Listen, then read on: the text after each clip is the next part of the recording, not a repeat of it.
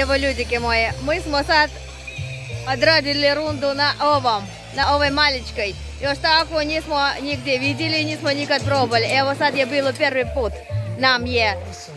Zamolila sam dečki da nas snimaju, budem vidjeli, nisam još odgledala tu snimku, kak je to ispalo ne znam, vidjet ćemo. Tako da je neki djelić toga što je bilo snimljeno ću vam kasnije pridočiti. A sad vidimo kakve Rusi idu se pelati na ovakvom velikom tabletu.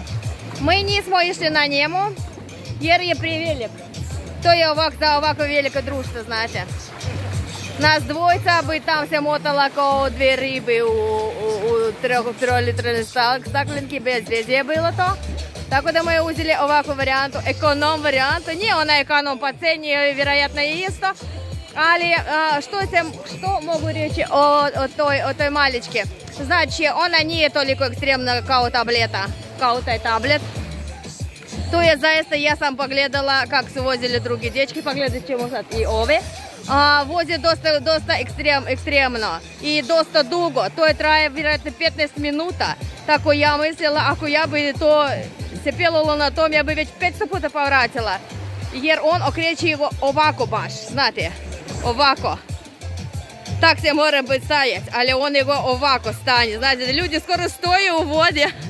Wow. Ali naša ne, naša je ova malička, je puno blaža. To brže tog za djecu, za penzionere i za razgledavanje okolice više. Znači bilo ovako paro žustrih momenta, ali kad skoro samo iskočilo ne iz toga. Ali to je bilo samo par minuta takvog zadovoljstva. Znači nisam osjetila nalet adrenalina kao obično. Zato volim bananu, zato volim tablet, da osjetim taj nalet adrenalina, ali ovaj put ne. Ovo je bila malo lagana vožnjica sa par trenutaka ovako žustrije vožnje.